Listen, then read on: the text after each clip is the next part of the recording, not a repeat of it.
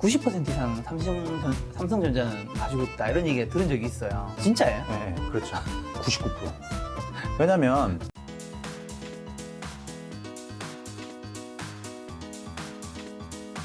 오늘 주제는 바로 펀드 매니저의 투자편입니다. 자, 요런 거 주식 뭐 매수 매도 타이밍 요런 얘기도 했고 뭐 장기 네. 투자 얘기도 했지만 네. 사실 가장 중요한 거는 정말 가장 중요한 거는 네. 갑자기 이렇게 좋은 종목 네. 성장성 높은 종목 찾는 거잖아요. 그렇죠. 주식 하나를 잘못 사면 뒷단이 뭘 해도 힘든 거고 앞단만 잘 맞춰 놓으면 네. 뒷단이 쉬워질 텐데 음. 요거 좀 어떻게 찾아야 됩니까? 종목은 너무 많고. 너무 많고 그거는 앞서 그냥 사실은 그 말씀해 주셨던 것 같은데 네. 우리의 생활 습관, 생각했을까요? 내 생활 습관에서 먼저 찾아보는 게 가장 정확하고 실패 확률이 적어요. 왜냐하면 이제 개인 투자자분들이 분석하기 기술주나 IT나 제약 바이오나 이런 회사들은 네. 우리가 뭐 반도체가 많이 사용된다라고 하는데 우리가 뭐 컴퓨터를 막 갑자기 두세 대 사고지 않고 TV를 막 사진 않잖아요. 글로벌리 봤을 때 그런 거가 어떻게 보면 수출 데이터나 한 달에 한 번씩 발표되는 수출 데이터나 이런 걸로 나오는 거잖아요. 네. 그걸 그렇기 때문에 개인 투자자분들이 그런 그 수출 관련된 주 아니면 기술주, 제약 바이오들은 어떻게 보면 변화나 아니면 이런 데이터를 애널리스트 분이나 펀드 매니저보다 늦게 접할 수밖에 없어요. 그렇기 때문에 이런 정보의 싸움에서 늦어질 수밖에 없거든요. 근데 만약에 내가 생활하는 생활 패턴 그리고 우리 가족이 하는 생활 패턴 조금 더 범위를 넓혀가지고 우리 주변의 사람들이 하는 생활 패턴을 좀 관심 있게 보면 그거는 사실은 내가 가장 먼저 볼 수 있는 거죠. 뭐 예를 들어서 뭐 프로바이오틱스를 내가 너무나 잘 먹는데 네. 요즘엔 프로바이오틱스가 뭐 예전에는 뭐 듀오락만 있었는데 뭐 종근당에서도 나오고 뭐 되게 다양해진다 하고 있을 때는 이 듀오락을 만든 셀바이오텍이라는 회사를 되게 있는데 이게 경쟁이 되게 심화가 되네? 그러면은 다른 경쟁사를 사야 될까? 근데 사실 생각해보니까 이 건강보조식품이라는 건 되게 많아지네? 그러면은 옛날 화장품 ODM을 하는 것처럼 건강보조식품만 외주 생산하는 기업이 분명히 있을 텐데 이걸 찾아보는 것도 괜찮지 않을까?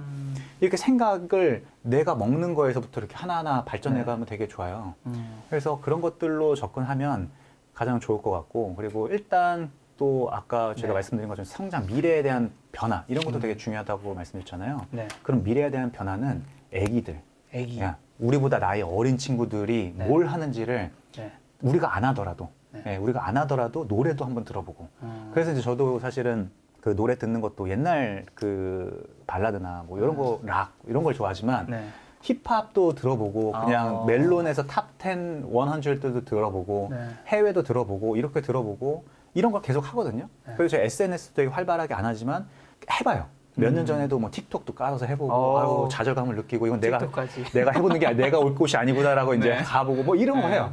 하는 이유가 그냥 그걸 느껴보는 게 되게 중요한 것 같아요. 그게 중요한 자세인 것 같아요. 그러니까 세계는 계속 빠르게 바뀌고 우리 시대와 밀레니얼 세대와 그 밀레니얼 세대보다 더 어린 친구들은 우리랑 되게 갭이 많이 벌어져 있는데 그렇죠.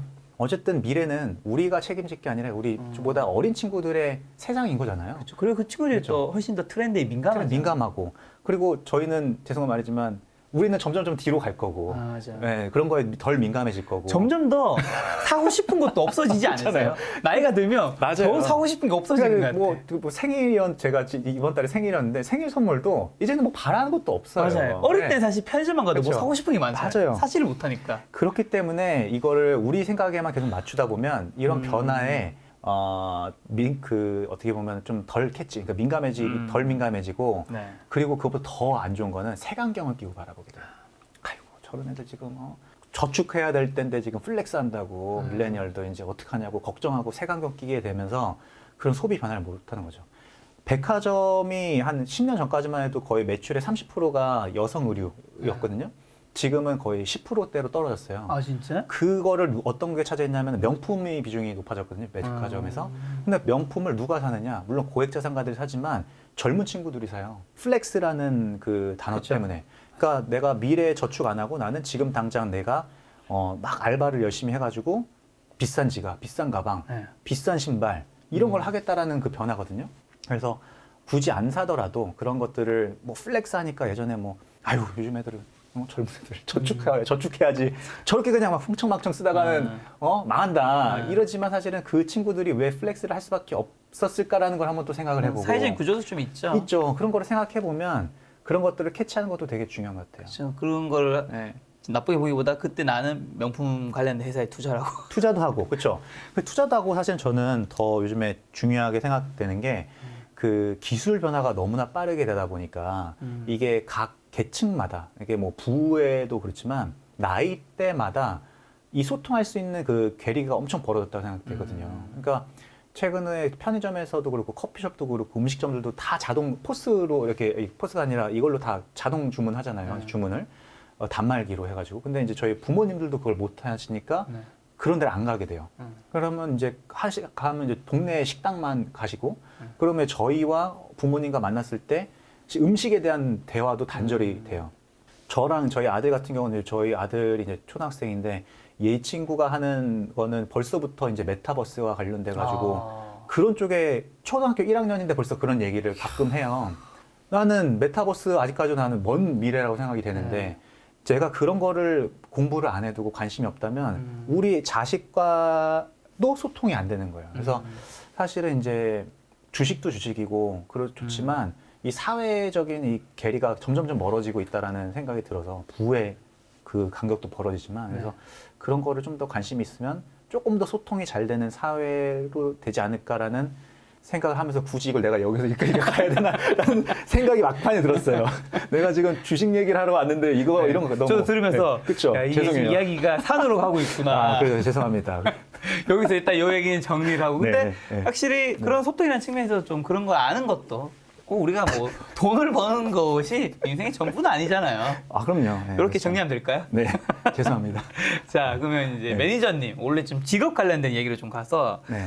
펀드 매니저분들은 이제 주식을 사고 파는 사람들인 거잖아요. 전문 그렇죠. 직업인 거죠. 그렇죠. 혹시 이분들에게 좀 인기 있는 주식의 특징이라든가 이분들이 사는 주식의 뭐 특징 같은 거 있을까요? 있죠. 네. 그거를 이제 제가 좀 세분화를 좀 말씀드리면 네. 일단은 제가 오늘 뭐 전반적으로 말씀드린 거지만 일단 첫 번째가 그건 것 같아요.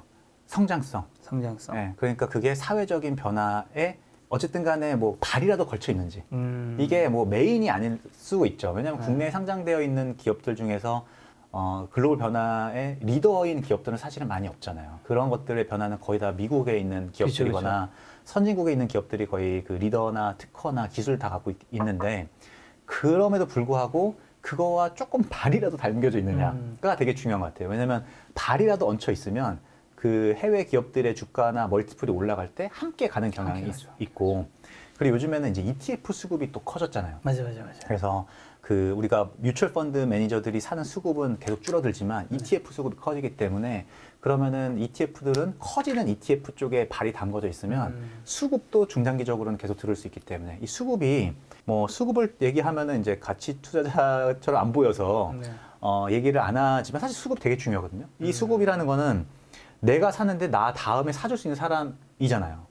그것이 옛날에는 이제 개인 투자자나 아니면 기관 투자자들이었는데 요즘엔 그 ETF 수급이 꽤 크기 때문에 그 ETF 수급이 살 수 있는 게 중요한데 거기에서는 ETF는 이제 사회적인 변화에 그 사람들의 시장에 관심이 많아지기 때문에 그래서 사회적인 변화, 즉 성장성을 되게 중요하게 봐야 될 것 같고 두 번째는 이제 경제적 해자죠. 너무나 이제 좀 많이 들어보시고 재미없을 거로 알고 있지만 이 경제적 해자라는 게 결국 쉽게 말하면 회사의 경쟁력이거든요. 그렇죠. 이 경쟁력이라는 게 뭐 다양한 측면으로 볼 수 있겠지만 뭐 대표적으로 브랜드 가치가 있는 회사냐. 그래서 브랜드는 우리가 여러 가지로 있지만 어떻게 브랜드가 있는지 없는지를 어떻게 나누냐면 내가 아는 브랜드라고 해서 그 브랜드 가치가 있다라고 안 해요. 그 브랜드 가치가 있다라는 정의는 뭐냐면 다른 제품, 동일한 제품이 있는데 조금 더 높은 가격에도 높은 가격을 프라이싱을 했는데도 불구하고 이 제품을 사느냐. 대표적으로 코카콜라와 펩시가 되겠죠. 아니면은 뭐 루이비통과 뭐 프라다 뭐 이렇게 뭐 샤넬과 에르메스 뭐 동일한 가방인데 우리한테 쥐어주는 그 효능은 동일한데 브랜드라는 것 때문에 조금 더 비싼 가격을 받는. 그래서 그것이 반복적인 구매가 일어나는 거가 이제 브랜드 가치이고 그다음에 이제 비용적으로 더 절감할 수 있느냐. 우리 둘이 똑같은 회사인데 제가 김 작가님보다 조금 더 싸게 생산할 수 있는 게 있다. 라고 하면은 저희가 더 경쟁 우위가 그렇죠. 있을 거고, 그리고 이제 고객 입장에서 전환 비용이 있느냐. 그러니까 이제 구독자분들이 어떻게 보면 지금 김 작가님의 어떻게 보면 락인이 되어 있잖아요. 네네네. 이런 분들이 다른 채널에 옮겨가거나 다른 데를 갈 때 귀차니즘도 있고 또 좀 뭐 물리적인 비용이 발생하느냐 뭐 이런 걸로 우리가 경제적 해자라는 걸 나누거든요. 근데 이거는 사실은 되게 객관적일 수가 없고 상대적인 거예요. 그리고 이거는 개개인마다 그 느끼는 게 다르거든요. 그래서 네. 뭐 경제적 해자라고 해서 어렵게만 느끼시지 마시고 전환 비용이 있는 기업이 어쨌든 간에 그 경제적 해자가 있는 기업들이고 그렇죠. 이제 나머지가 이제 인터넷 기업들로 네. 이 인터넷 기업들이 이제 많이 있다라고 생각하는 이제 네트워크 이펙트라는 네트워크 효과. 그러니까 이제 회사가 커지면 커질수록 그 안에서 할 수 있는 일들이 많아지는 거죠. 대표적으로 카카오가 메신저로 시작을 했는데 메신저로 시작했는데 지금은 모빌리티서부터 금융까지 다 하고 있잖아요. 그래서 그게 사실 대표적으로 플랫폼 업체들, 인터넷 플랫폼 업체들이 가지고 있는 네트워크 이펙트가 있다라고 이제 그 미국의 모닝스타라는 기관이 에서 일하던 팻 도르스라는 사람이 경제적 해자라는 책을 써가지고 거기서 이제 4개를 이제 회사를 벌 때는 경제적 해자 이 4가지 구분으로 평가를 하는 게 좋겠다라고 이제 해서 지금 많이 알려진 거죠. 예. 다시 한번 정리할게요. 4가지가 뭐라고요, 정확하게? 네트워크 이펙트, 네. 그다음에 이제 그 전환 비용, 전환 비용, 그다음에 로우 코스트, 그러니까 생산 코스트. 코스트, 상대적 경쟁사보다 비용 절감. 비용 절감, 네. 낮은 비용을 생산할 수 있는 거, 그다음에 이제 특허나 아니면 브랜드 가치 같은 무형자산 가치, 이 4가지죠. 예. 그럼 이 펀드 매니저들이 좋아하는 주식은 성장성과 경제적 해자 이 2가지인 건가요? 네, 그 2가지가 있고 그다음에 이제 최근에 더 중요하게 네. 중요하게 이제 평가되는 게 경영진. 예, 왜냐하면은 최근에 제가 앞서 말씀드렸던 것처럼 이제 ESG라는 게 네. 많이 화두가 되고 있고 그 안에서도 이제 거버넌스에 대한 이슈가 많이 생기고 있잖아요. 그게 이제 경영진의 평가가 거기 안에 들어가는 거거든요. 네. 그래서 경영진이 좋은 회사의 문화를 만들고 있는지, 네. 회사에 얼마나 사람들이 턴오버가 높으니까, 회사 이직률이 얼마나 높은지, 회사가 얼마나 사회적인 기여를 하는지, 그리고 결과적으로는 배당을 해가지고 주주 가치에도 도움을 줄 수 있는 경영진인지 이런 네. 것까지도 이제 평가를 하죠. 그래서 예전에는 사실 뭐 경영진에 대한 생각을 그렇게 많이 안 하고 그냥 실적이 잘 나오느냐, 모멘텀이 있느냐. 아니면 쌓느냐, 그 다음에 그 뭐 미래적인 뭐 그런 게 있느냐, 뭐 이런 걸로 사실은 주가를 많이 공부를 하고 투자자들이 많이 관심을 가졌었는데 최근에는 오히려 이미 이런 기본적인 분석과 이런 것들은 많이 되어 있는 상태이니까 어떻게 보면 최근에는 펀드 매니저들의 엣지를 살릴 수 있는 부분은 얼마나 더 경영진에 대해서 잘 알고 있느냐, 예, 회사 문화에 대해서 얼마나 잘 알고 있느냐, 그럼 회사 문화가 얼마나 사회적에 합당한지 이런 거를 더 누가 잘 평가하는지에 따라 달라지는 네. 것 같아요. 펀드 매니저 제가 듣기로 삼성전자를 가지고 있는 분들이 비중, 예. 90% 이상 삼성전자는 가지고 있다 이런 얘기 들은 적이 있어요. 99%. 진짜예요? 예, 예, 그렇죠. 왜냐면 네. 이게 그 펀드 매니저라는 사람들이 특히 이제 한국에서의 기관 펀드 매니저, 뮤추얼 펀드 매니저라고 하죠. 헤지 펀드가 아니라 네. 절대 수익형이 아니라 이제 상대적인 그 벤치마크가 존재하는. 그러니까 벤치마크라는 거는 그 펀드 매니저의 첫 번째 목표는 코스피보다 좀 더 높은 수익률을 내는 게 목표거든요. 그걸로 평가를 받아요. 네. 그래서 그걸 평가를 받기 때문에 그거의 인사고과도 평가되고 네. 결과적으로 연봉이랑 이제 연결이 되는 거잖아요. 네. 그렇기 때문에 시가총액에서 코스피에서 가장 시가총액을 절대적으로 차지하는 게 삼성전자이잖아요. 그렇죠. 그거를 빼고서는 자기가 나머지에서 추가 수익을 알파를 추구하려고 맨 처음엔 노력을 하죠. 네. 근데 올해 작년 8월, 9월부터 올해 1월까지 삼성전자가 엄청나게 오르고 나머지는 빠졌잖아요. 그럴 때 내가 삼성전자를 안 가지고 있다. 그러면 코스피보다 벤치마크보다 엄청나게 상대적인 수익률이 안 좋은 거죠. 그런 리스크를 감내하기 싫기 때문에 네. 대부분의 뮤추얼 펀드 매니저들은 삼성전자를 거의 시가총액 비중만큼은 기본적으로 그냥 깔아두고 거의 매매를 안 하고 나머지 종목에서 알파를 내려고 하죠. 그러니까 반도체를 정말 좋아한다. 그러면 그 삼성전자를 22%, 뭐 25%를 가지고 넣어놓고 하이닉스를 뭐 비중을 훨씬 더 많이 가져간다던가 아니면은 조금 더 밑에 와가지고 소재나 장비 업체를 가지고서는 반도체 섹터 비중을 그렇게 높인다던가 네. 이런 식으로 하지. 삼성전자를 적극적으로 매매하는 펀드 매니저는 되게 극히 드물어요. 물론 저도 그랬지만 어렸을 때는 잘하고 싶잖아요. 예, 그리고 잘하고 싶고 더 리스크 테이킹 많이 하고 싶기 때문에 젊은 매니저들은 사실은 삼성전자 비중을 적극적으로 매매하죠. 좋을 때 근데 그 살 수 있는 한도가 있어요. 규정으로. 네. 그래서 그 살 수 있는 규정은 한도가 있기 때문에 삼성전자가 만약에 안 좋을 것 같다. 삼성전자 주가가 횡보할 것 같다라고 하면은 과도하게 이제 뭐 20%에서 10% 비중을 낮추는 사람들도 있지만 네. 근데 이제 맨 처음에 하다 보면 내가 맞으면은 되게 좋은데 근데 운용사들이 이제 맞았다고 되게 잘했다고 해서 인센티브를 많이 주는 구조가 아니거든요.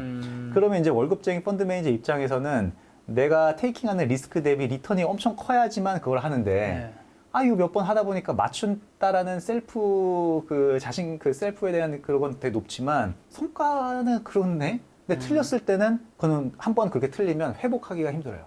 삼성전자가 갈 때는 삼성전자만 가기 때문에 네. 다른 종목으로 아무리 한다고 해서 그게 되지가 않거든요. 그래서 그런 걸 몇 번 반복하다 보면 한 과장 이상급 되면 그냥 삼성전자는 그냥 박아두고 매매 안 하는 종목으로 되는 거죠. 아니 말씀 들어보니까 좀 아이러니한 게 네.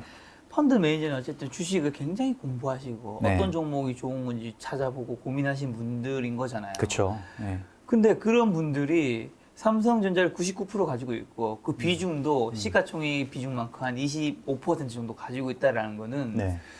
그냥 개인 투자자가 삼성전자 좀 가지고 있는 것과 네. 뭐가 다른가 과연. 그렇죠. 네. 그러니까 이런 것들이 알려지면서 요즘에는 큰 네. 흐름이 그 맡기는 것보다는 일단 직접 투자로 많이 바뀌는 것 같아요. 그렇죠. 저도 네, 네. 25% 삼성전자 가지고 있으면 일단 25%는 똑같은 똑같은 위치인데. 위치인 거죠. 네. 그런 거예요. 그래서 사실은 이게 좀 적극적으로 변화하려는 노력도 있고, 그리고 이제 결과적으로는 이게 그런 것 같아요. 그러니까 펀드 매니저들도 돈을 많이 버는 사람도 나와야 되고, 옛날에는 스타 펀드 매니저라는 게 있었잖아요. 네. 근데 2008년도 이후서부터는 스타 펀드 매니저라는 게 없어졌고, 그리고 회사에서도 스타 펀드 매니저를 키우려고 하지 않아요. 네. 그걸 왜 안 하냐면, 키워줬더니 나가잖아요. 아. 그러니까 회사 입장에서도 막 마케팅을 하고 밀어줬는데, 그래서 스타 펀드 매니저라는 사람을 만들어 놨더니, 네. 결과적으로 다 나갔잖아요. 그래서 이제 회사에서도 그걸 키우려고 하지 않고, 그렇기 때문에 좀 어떻게 보면 안타까운 현실이죠. 그 자산 운용 업계가. 예.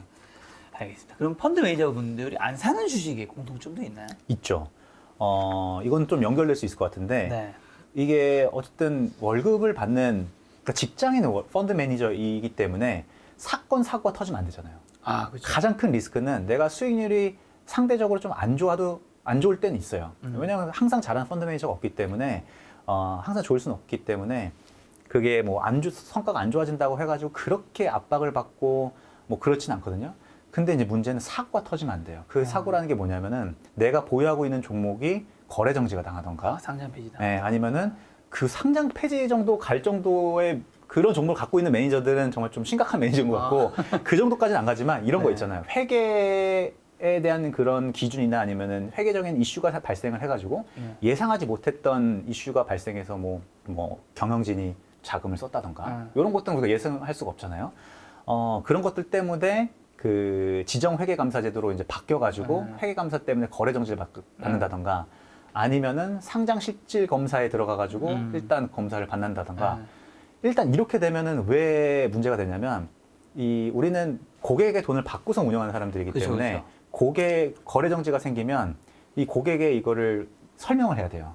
이 설명한다는 건 뭐냐면 엄청난 긴 반성문을 써야 되는 거예요. 써야죠. 근데 이게 고객이 누구냐면 개인 고객분들도 있지만 요즘에는 큰 기관 투자자들, 그러니까 연기금, 네. 생명보험사들, 이런 분들이 위탁을 해가지고 하는 거잖아요. 근데 이제 그분들도 또 생각해보면 직장인이잖아요. 자기가 아웃소싱, 위탁을 준 운용사에서 사고가 발생했어요.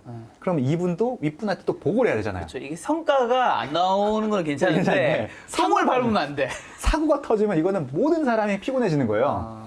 그래서 이제 여기서부터 시작해서 반성문을 쓰기 시작하죠. 제가 이렇게 해서 이렇게 했고, 알아보니까 지금은 거래 정지지만 나중에 풀릴 거고, 거래 정지가 풀리고 나서는 뒤도 안 돌아보고 팔고 나가겠습니다. 왜냐면 이거는 한번 이게 발생하면 나중에 주가가 오르든 아니든 간에 일단 그걸 해소를 해야 돼요. 예, 리스크가 발생했고 해소를 해야 돼요. 그러면 이제 리스크가 발생했으면 회사 내부에서 그 고객들한테 반성문도 쓰지만 회사 내부에 리스크 위원회라는 게 또 열려요. 그래서 또 회사 내부에서도 제가 또 이렇게 해서 이걸 설명하고, 이 사이클이 계속 반복이 되다 보니까 가장 펀드 매니저들이 피하는 종목들은 사고 칠 수 있는 가능성이 있는 회사. 그럼 그런 걸 어떻게 발라낼 수 있느냐? 결과적으로 재무제표와 실적을 더 꼼꼼히 볼 수밖에 없는 거죠. 그래서 빨간색 나오면 안 되겠네요. 그렇죠. 뭐 과거 2년 연속 뭐 순이익이 안 나 적자 나왔다던가 뭐 이제 개인 투자분들은 그런 거를 이제 마지막에 3년 차에 턴어라운드가 나오면 흑자가 나오면 갑자기 또 주가가 올라가는 경우도 있지만 매니저들 입장에서는 주가도 주가지만 만약에 우리가 예상하지 못해가지고 또 3년 연속 적자 나와서 상장 실질 검사에 또 들어가면 이건 또 엄청 또 모든 사람이 피곤해지는 거기 때문에 회피. 사고 날 수 있는 종목은 일단은 회피하는 거죠. 연기금 담당자 입장에서 사실 상장 폐지나 뭐 거래 거래 정지 정지 쪽에 이런 가면 것들은 아유 뭐 좀 허탈할 것 같아. 야, 내가 투자해도 거래 정지는 안 당하겠다. 어떻게 그거를 찝을 수가 있냐. 그쵸. 그러니까 이제 매니저들은 수익률을 가장 우선시하기 때문에 네. 수익률을 가장 내려고 뭐 그렇게 욕심을 부릴 수는 있는데 네. 이제 또 윗분이나 아니면 고객 입장에서는 수익률도 중요하지만 레퓨테이션 리스크잖아요. 이런 게 운용업이라는 게 신뢰가 되게 중요하기 때문에 그런 거를 많이 회피하죠. 그래서 아니 막 시가총액이 500억짜리가 막 단순에 막 4배 가고 막 턴어라운드 돼가지고 주가가 막 올라가는데 막 매니저들은 별로 관심이 없고 애널리스트도 관심 없는 이유가 우리가 그게 주가가 안 오를 것 같아서 그걸 모르는 게 아니라 그거를 굳이 혹시라도 모를 수 있는 리스크, 그러니까 왜냐면 평판 리스크 때문에 좀 회피하는 경우가 있는 거죠. 네.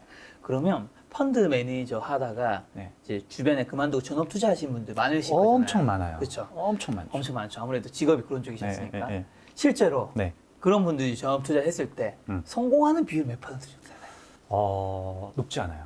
퍼센티지 주신다면? 이건 너무 제 개인 그 지인분들 이게 지극히 개인인 겁니다. 이게 왜냐면 제 지인분들도 다 보시잖아요. 네. 그러면 저희 지인분들도 이제 아니까 그 본인은 아니 본인 성공하기 30%인데 그 본인이 30%에 해당될 수도 있죠. 근데 그 높진 않은 것 같아요. 한 50%? 반반. 반반인 것 같아요. 그러니까 이제 그게 왜 반반이냐면은 네.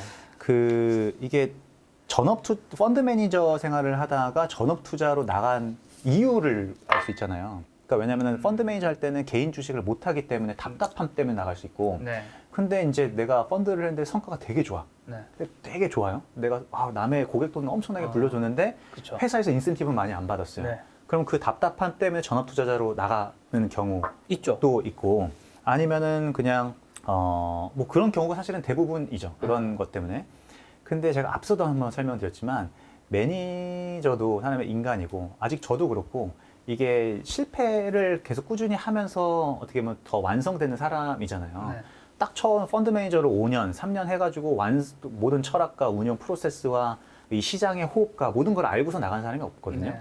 그 말은 그때 잘했었을 때는 실력도 실력이었겠지만 운도 따라줬을 가능성이 높아요. 운. 그러니까 그때 시장의 색깔과 이런 네. 것들이 그 사람과 맞아가지고 성과가 되게 좋았는데 결과적으로 그게 자기 실력인 줄 알고 나간 사람은 되게 힘들어하는 사람들이 되게 많고요. 네. 반면에 가장 제가 꾸준히 성공하시는 분들을 보니까 그런 분들은 어떻게 보면 자기의 성향을 정확하게 분석을 완벽하게 하고 내가 잘할 수 있는 거, 잘하지 못하는 것들을 확실히 구분한 사람들은 나가신 지 벌써 한 7, 8년 됐는데도 매년 꾸준히 20% 이상씩의 수익을 내는 형님이 계세요. 네. 근데 그 형은 되게 뭐랄까 되게 겸손해요. 일단 되게 겸손하고 근데 물어보면 엄청 디테일한 숫자까지 다 알거든요. 네. 근데 그걸 투자를 하느냐? 투자를 안 해요. 형 왜 그럼 투자를 안 해요? 라고 올라갈 것 같은데 왜 투자 안 해요? 라고 물어보면 그거는 내가 잘할 수 있는 분야가 아니다. 근데 되게 많이 알아요. 네. 그러니까 이제 자기 성향을 정확하게 아는 거죠. 네, 그래서 그런 분들은 좀 성공한다. 그래서 성공한 전업 투자자와 성공하지 못한 전업 투자자를 좀 정리를 해서 보면은 얼마나 자기 성향, 그러니까 내가 얼마나 알고 있고 네. 내가 어떠한 성향의 투자자고 내가 알 수 있는 것과 모르는 것을 얼마나 솔직하게 자신이 예, 왜냐면은 성과가 좋을 때 나왔으면 뭐 어깨 뽕. 빵 장난 아니잖아요. 내가 시장에서 뭐 워런 버핏, 워런 버핏 20%? 야 100%는 해야지 뭐 이런 투자자 이러면서 나와요. 잘된 케이스 못 봤어요. 그러니까 되게 항상 겸손하고 그런 분들이 꾸준히 성공을 한다. 그럼 매니저님도 어쨌든 펀드 매니저 하다가 나오셨잖아요. 그렇죠. 그렇죠. 네. 지금 개인 투자 편안하게 하실 수 있죠. 그렇죠. 네. 그럼 다 개인 투자 하실 때 네. 뭐가 좀 부족하다 생각하세요? 옛날에 이제 회사에 소속돼 있을 때 대비 사실 근데 저는 그 옛날 펀드 매니저 생활했을 때도 되게 그런 아웃사이더였어요. 네. 그래서 애널리스트 분들이나 뭐 이런 것들보다도 그냥 제가 직접 탐방하고 이런 것들을 많이 했어가지고 네. 가장 많이 고려 걱정하시는 게 혼자 나가가지고 정보를 못 얻어가지고 투자 못하는 거 아니냐라는 걱정을 많이 하시는데 그거는 거의 없어요. 그러니까 요즘에는 뭐 정보에 대한 채널이 유튜브도 그렇고 뭐 많은 메신저들이 보급이 돼서 그리고 애널리스트 리포트들도 이제 다 공개가 되기 때문에 네. 정보에 대한 부족함은 못 느끼는 것 같아요. 그래서 부족함은 펀드 매니저 생활할 때, 그 다음에 여기 나와서 할 때는 정보는 없는데 좀 불편한 점은 탐방을 어레인지 할 때, 네, 기업 탐방을 갈 때 회사에서 옛날 때는 예, 뭐. 회사에서는 옛날에 안녕하세요. 저 한투의 변두진인데요. 그러고 하면은, 아유, 안녕하세요. 네, 저 탐방 가려고 하는데 언제쯤 시간이 가능하세요? 그럼 뭐 시간을 이제 여유롭게 주셨어요. 근데 이제 좀 나와가지고 이제 IR 분한테 전화해가지고, 안녕하세요. 제가 벨로시티 랩의 변두진인데요. 벨이요? 벨 어디요? 어디요? 뭐 이렇게 하시다가, 저 이제 설명이 길어지죠. 네. 저 예전에 한가람에서 연락드렸고, 저 한투에 있었던 변두진입니다. 그러면, 그렇게 하시다가, 혹시 제가 그냥 업데이트 하려고 회사의 기본적인 내용 아니까 그냥 잠깐 실적 업데이트만 할 겸 회사 업데이트 탐방하고 싶은데 네. 혹시 시간 내주실 수 있습니까? 라고 했을 때는 그럼요 하고서는 그럼 스케줄을 확인하고선 연락드릴게요 하고서 연락이 안 오나. 뭐 근데 이게 기업 탐방을 가서 네. 추가적으로 얻는 정보가 그렇게 많지는 않아요. 네. 근데 이제 그 사람의 마음이라는 게 그런 거 있잖아요. 그냥 확인하고 싶은. 예, 확인하고 싶은 네. 그런 욕구가 있는 거잖아요. 그래서 내가 알고 있는 거, 그다음 내가 감사 보고서랑 주석사항에서 그냥 뉴스 플로우에서 얻은 정보, 그다음에 내가 내린 투자 논리가 회사에서 보고 있는 방향성과 동일한지 그냥 확인하고 싶은 거거든요. 뭐 탐방을 간다고 해서 뭐 옛날에는 이제 실적에 대한 뭐 느낌이나 이런 것도 얘기해줬지만 요즘에는 그런 게 되게 타이트해져가지고 IR 분들도 그런 게 없어요. 그래서 내부 정보 이런 거는 많이 없지만 그럼에도 불구하고 가고 싶은데 많이 못 간다는 거. 예. 그래서 좀 유튜브를 열심히 해야 되겠다는 생각도 해요. 채널이 커지면. 커지면 좀 더 많이 받아주시지 않으실까. 예. 야. 그런 생각도 해요. 갑자기 저도 한번 나중에 네. IR 담당자 전화해보고. 전화해보세요. 안녕하세요, 저희. 시작한데. 100만이면 아마 좋을 것 같아요. 저는 이제 아직 8만이라서 네. 변두 매니저 하면 아주 많이 다 모르시죠. 대부분이. 네? 네? 누구로? 처음부터 벨로시티 벨이요? 네. 처음부터 저 한가람 투자 출신. 네. 한투 출신 그걸 설명해야 되는데 네. 근데 저도 이제 퇴사한 지 거의 1년 반이 됐으니까 그거를 또 굳이 앞에 설명하기가 그렇죠. 저도 그럴 이제 수 좀 있죠. 생뚱맞죠. 그게 좀 불편하고 그거 빼고는 없어요.